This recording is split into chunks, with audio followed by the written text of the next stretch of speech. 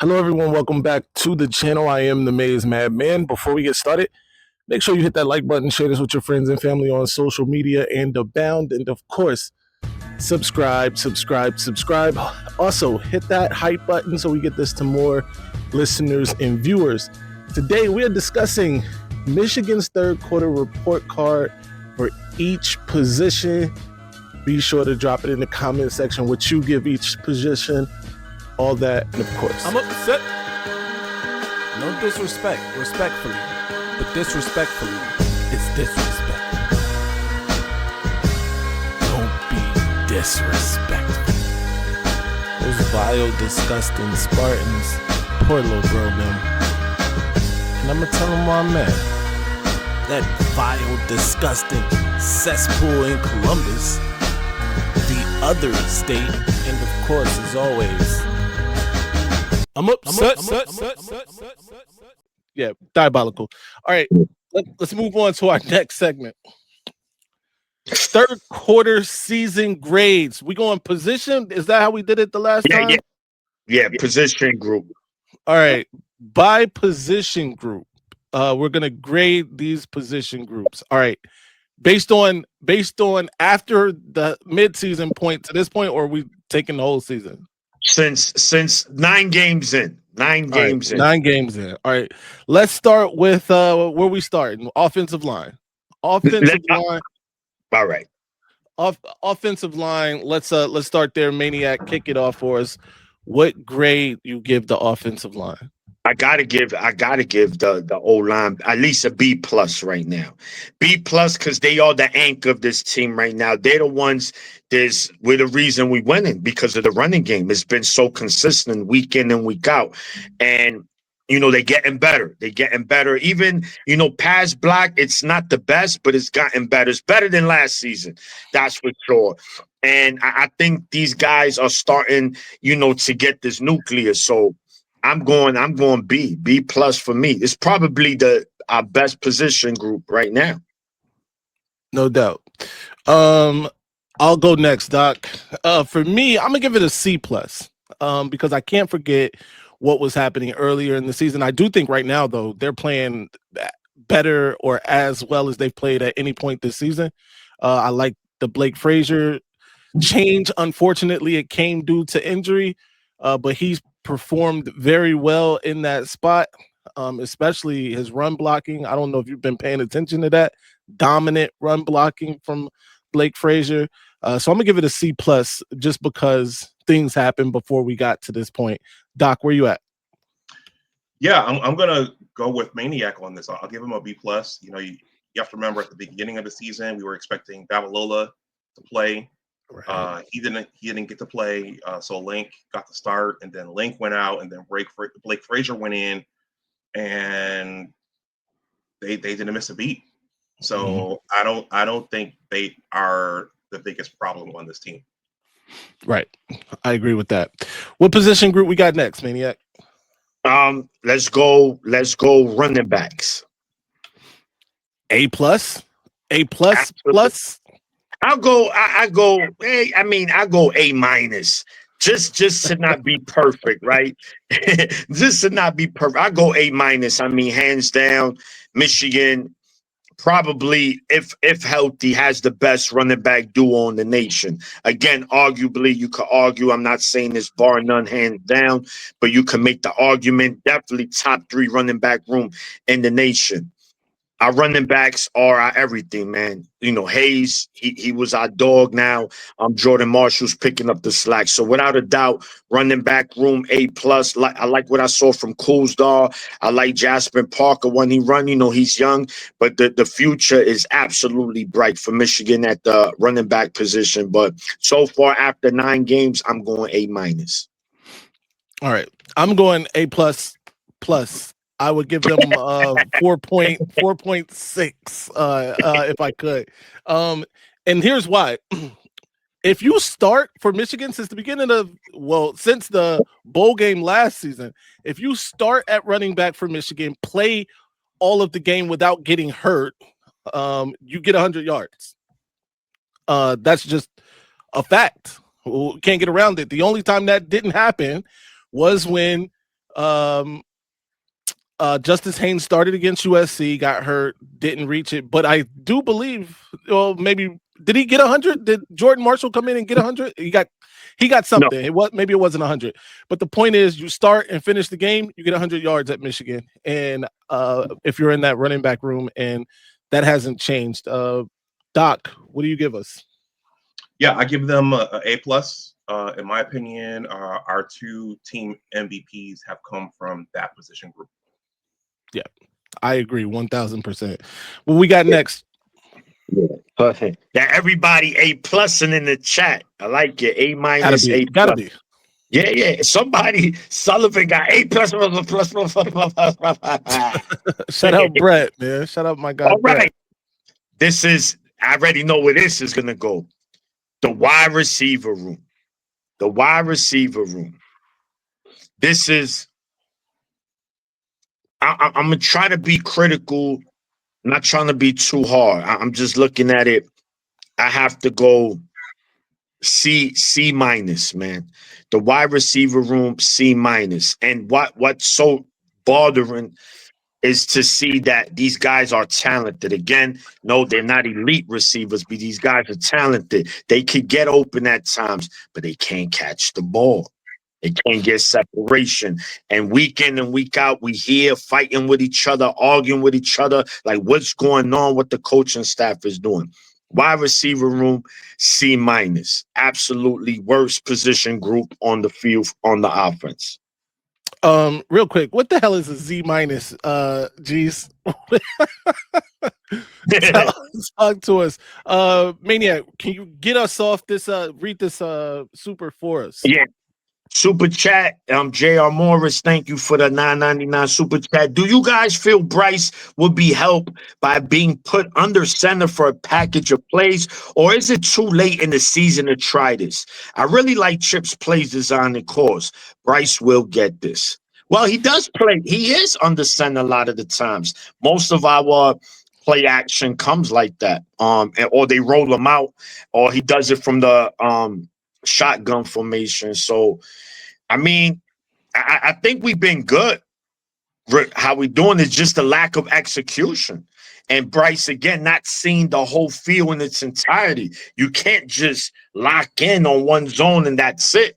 Bro, these guys are open. So I think a lot of it, too, is Bryce and his development as a player in general. Like, you know the saying, you could bring the horse to the water, but you can't make him drink it. I know they tell you, Bryce, what are you doing? It's different when you out there. No doubt. I agree. I agree with Maniac here. They've been under center a little bit. I would like to see them do a little more under center. I think it would help with the way defenses play us. Right? It's a different look. Let's do it more. It's a different look. Let's do some things out of it, even if it's turning around, handing the ball off.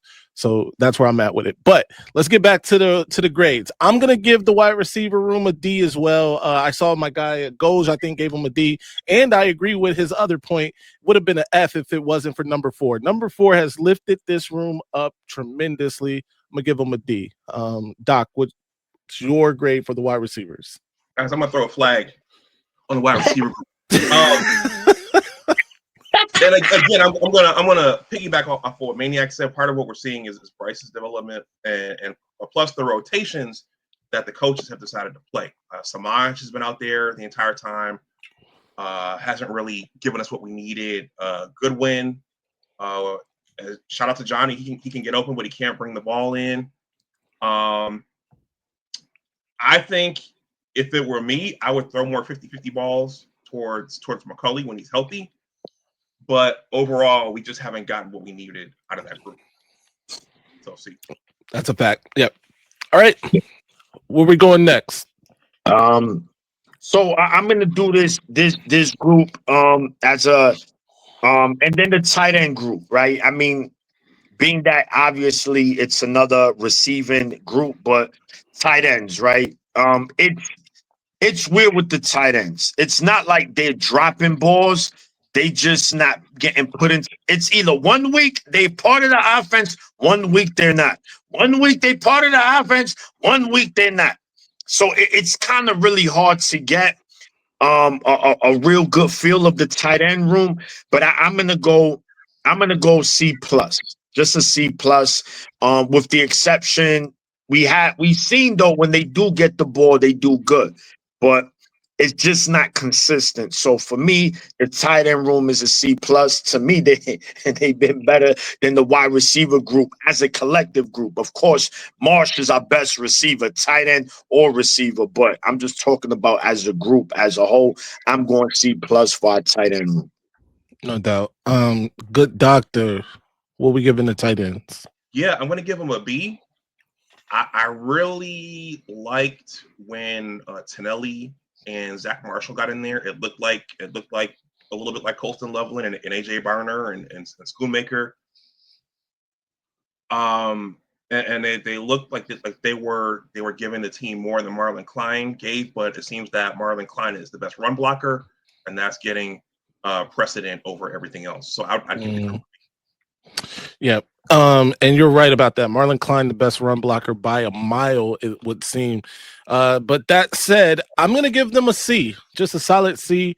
And that's because they've been banged up too. No Hogan Hansen really all season. Marlon Klein in and out of the lineup. He made a good play last week. And as soon as he made that play, he was injured. Tony Elliott and Marshall do seem to be the only mainstays. And I agree with the doctor that when they get in and when they catch the ball, it does look good. But I'm gonna give them a solid C for right now, just because, heck, there's just no consistency there in terms of who's playing. But that's my grade for them. Let's go. Let's move on. What's the next group? All right. So before we move on to the defensive group, so the offense as a whole, we graded every position. How will we grade the offense as a whole after 9 weeks, man? I'm gonna I'm gonna say about and I'm probably being generous, man, because of the run game. I'm gonna go a B. A lot of people might not agree with me, but I'm gonna go a B, just a regular B. B minus. Let's do B minus for the offense as a whole. Yeah, I'm gonna give the offense as a whole a C plus, because I think the running back room really lifts them up.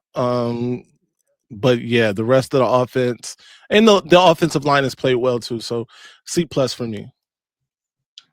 I will say C plus as well. I think there's a disconnect somewhere in terms of what they're scheming and what the plays they're calling, and putting Bryce in the best possible position as a freshman. So I think the coaching staff is rolled up in there somewhere. So I'll give it a C plus. The running game has been stellar, but the rest of it, not so much. Yeah. Yeah. No doubt. All right. We flipping sides of the field. Correct. So now we're moving on to the defensive side of the field, guys. Thanks for everybody in the chat, man, participating. Now, defense. Now, this is where it gets really interesting, right? All right, let's start in the trenches. Michigan's D line. Listen, man, I was told by a certain person, he's a Buckeye fan. I told him about Derek Moore. They laughed at me. They mocked me. It's like, who? My guy is tied for first in the Big Ten in sacks with 8.5. I'm just saying. But anyway, Michigan's D line, I'm gonna go B. I'm gonna go B plus, man. B plus, because yes, the last couple of weeks, the rush defense hasn't been getting cooked, but it could be better. I didn't like the holes. Michigan State, they had a running back run for over 100 yards. Purdue as a team rush for 100 yards. I just didn't like it. But I think we're talking about 9 games. We're not just talking about the last 2. But definitely B plus for that Michigan D line, man. I think, if we're going to do good things at the end of the season, it's going to come down to them. So B plus for me for Michigan's D line. All right. Good doctor. What we giving the Michigan defensive line? Yeah, I'm gonna go with the B plus as well. It's tough to follow up Kenneth Grant and Mason Graham, but I also think I think coaching is rolled up in here somewhere as well, because shout out to Coach Vance Bedford. Wink hasn't chosen, or whomever is making the choice, that solid four yet. So it's hard. It's hard to form that chemistry and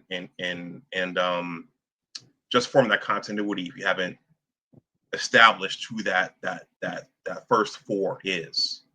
But overall, I think since he's gone away from the blitz heavy packages, I think they've gotten good pressure on opposing quarterbacks.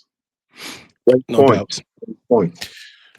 For me, I'm gonna give them a B, solid B. I think they, like you brought up about Derek Moore, absolute killer. He's what we thought he would be before the season, rounding into that, especially the last 4 or 5 games. And then Barham, I mean, if it was just about rushing the passer, he would get a much higher grade out of me. But he's a little undisciplined in other areas like contain and stuff like that, right? Setting the edge and that sort of thing. But he's pretty good. TJ Guy starting to round in the shape a little bit too. The interior of the defensive line, like the doctor said, it's hard to replace Kenneth Grant and Mason Graham. And we're seeing that. But I'm going to give him a solid B. Okay. Yeah. And it looks like Ray Sean Benny, man, he's starting to come on as well, man. If he could start get going, man, things it gets spooky for the other team, man. So that's the D line. Moving on to the linebackers. And this one is interesting, right? Because again, very athletic, very good players. But again, I'm gonna go very similar. I'm gonna go B- for the linebacker group. And the reason is that we start Hausman, right? I think he started, it was something about him early in the season. Maize, we spoke about it. We was in the chats. You was very vocal, like, yo, what is he doing? Now he's starting to ball out. We saw Jimmy Roller. They come in on their own. Cole Sullivan, he's been our best linebacker until the injury, of course. So I'm going, listen, man, them linebackers, they didn't cause us no game. So I'm going B+, man, for them as well. I'm gonna give the linebackers an A. Okay. Maybe A-. A. I'm gonna give them an A. Because those three, right? Hausman, Roller, Sullivan, dominant. Period. And then if you want to throw Barham in there, who has really become kind of an edge rusher. They tried to move him back to linebacker last night, and that lasted for about 3 plays before he was in the infirmary. But those 3 guys, Sullivan, Roller, Hausman, have been dominant. I'm gonna give them an A-. Doc, what are you giving them? Yeah, I'm going to give them a B. I think once Wink came out of that those blitz heavy packages, I think they've all come on, especially Roller and Sullivan, and it's unfortunate that they've gotten hurt. But I think they've done what we needed them to do. Hey, Cameron Brandt, what position is he? He's the DN. He's the DN. Okay. I saw him play some linebacker last night too. Actually, they do use them in weird packages, But he's listed as a DN, but they do move him around on the field. Okay, I'll save this comment till the end. All right. What we got next? All right. So now we're ending it with the secondary. And this is another position group, right? It's kind of hard to grade because they haven't been bad. They haven't been great. They just been in between. But they can be an elite secondary. Good Doc mentioned earlier about these guys not turning around. So I'm gonna go just a solid. I'm gonna go C+ for the secondary. I might be a little harsh, but I'm going C+. That's just those inconsistencies was not turning around the defensive pass interference. So, and I'm talking about as a season as whole. I'm going C+ for my secondary.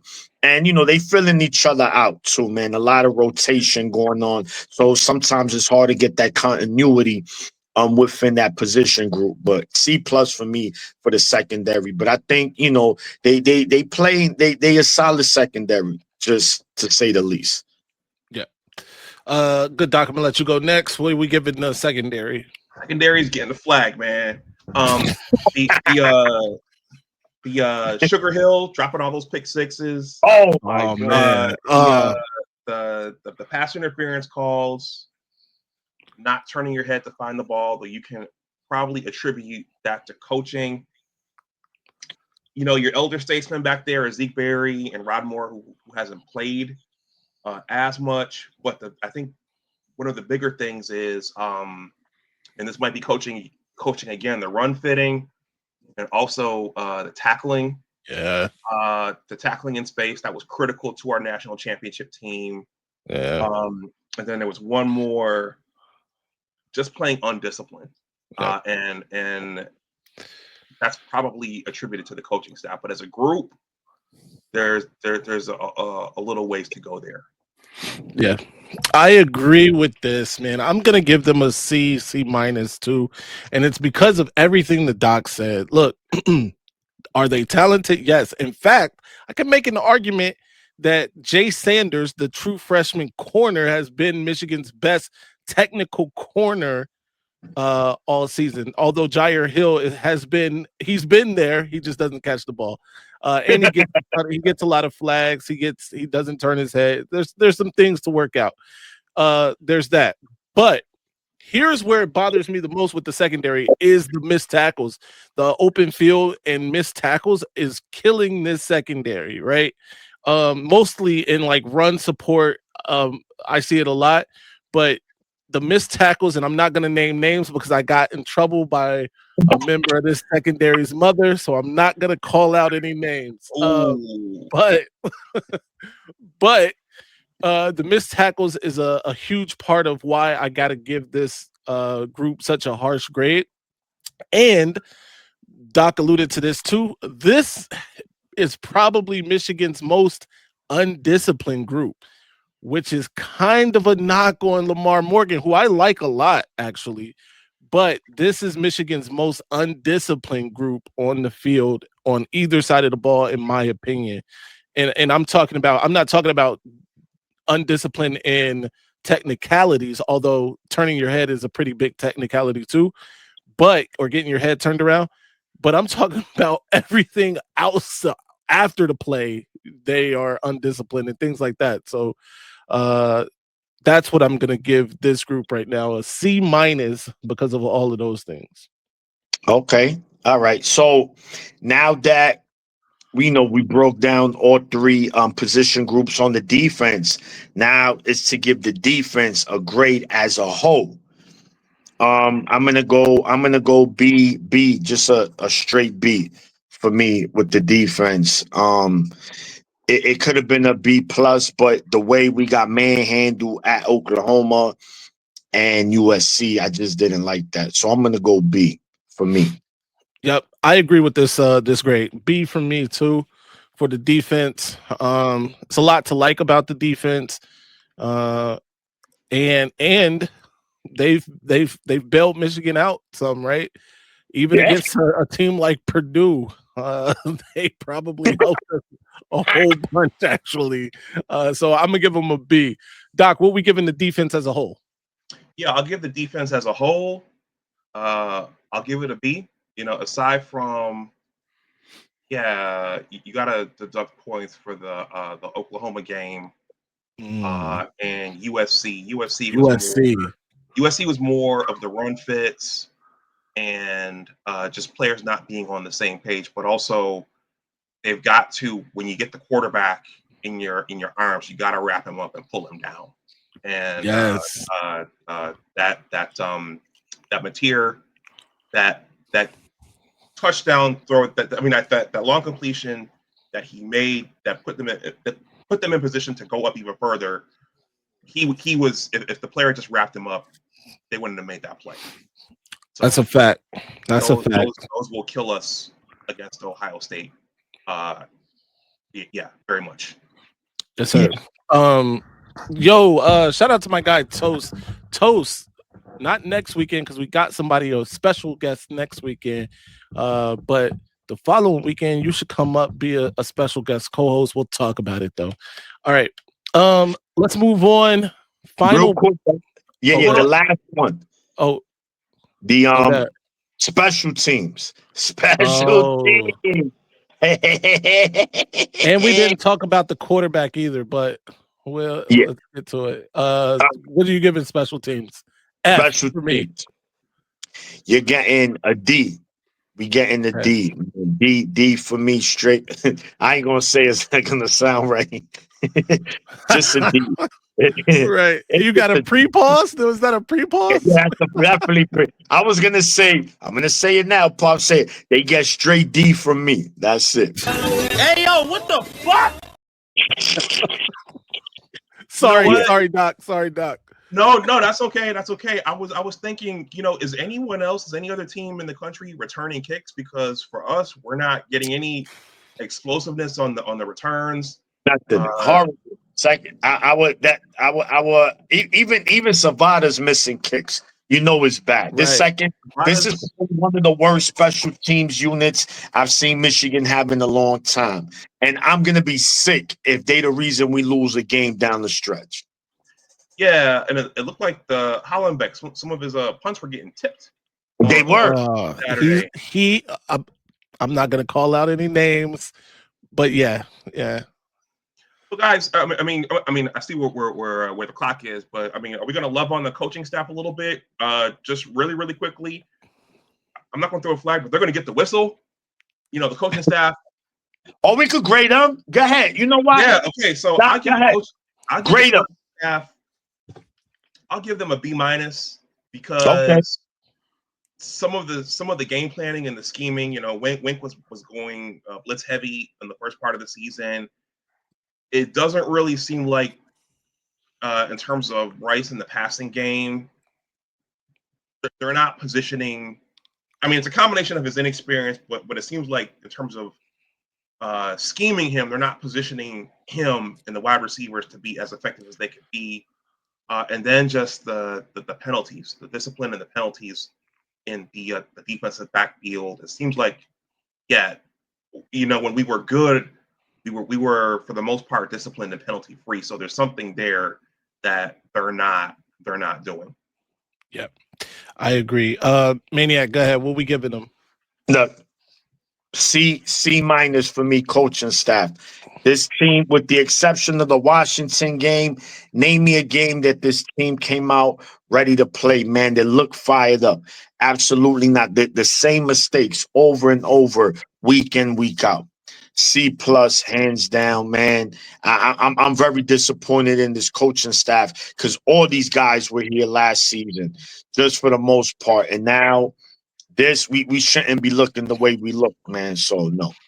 Well, the other thing is I made this point on my show. Sharon was a part of the complete meltdown, and he was a part of the rebuild. So if you were part of the rebuild and you saw everything, all the moves that were made, you saw everything that was tightened up and fixed, you should have a nice blueprint for how to do that again or how to prevent a drop-off. Now, you're going to have inexperienced players. You have to teach them up, coach them up.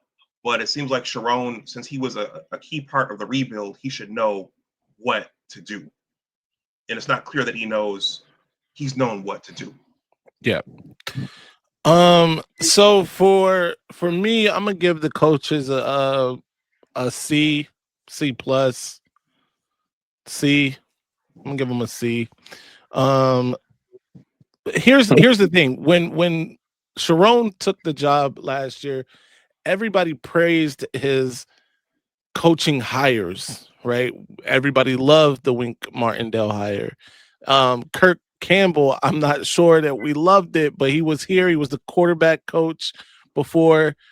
It was cool. The position coach, Lou Esposito, I was one that raised an eyebrow at first, but then he started recruiting, and I was like, oh, no, I like this guy. Lamar Morgan, the same. Got a lot of respect from Michigan fans because of what he was able to do on the trail, what he's been able to do on the trail. Tony Alford had a rough start, but boy, maybe I'm not going to say he's the best, but certainly has really gotten it in gear for Michigan at that position. So the hires were praised a season ago. We went through the season, we had the season we had, and then everybody started questioning those hires, right? For me, I think I still like the hires. Chip Lindsey. The jury's still out for me personally. I know a lot of people like Chip Lindsey and what he was able to do at other places. I'm not necessarily sold on Chip Lindsey, but I'm also not out on Chip Lindsey. Wink Martindale, we have a weird relationship. I'll just say that. But I'm gonna give the coaching staff a C overall. And quarterback development is one of those things that I mentioned this before. We need a dedicated quarterback coach. No more of this integrated offensive coordinator quarterback coach. We need somebody dedicated to coaching quarterback. That's it. Ladies and gentlemen, this might be our best season ever. My ratings, they're about to go through the roof. All right, now I'ma calm down. So I just don't get that all that Maize and that lock and all that. I just don't get it. So and how the oh my God, we're shutting the damn live down. Good night, everybody.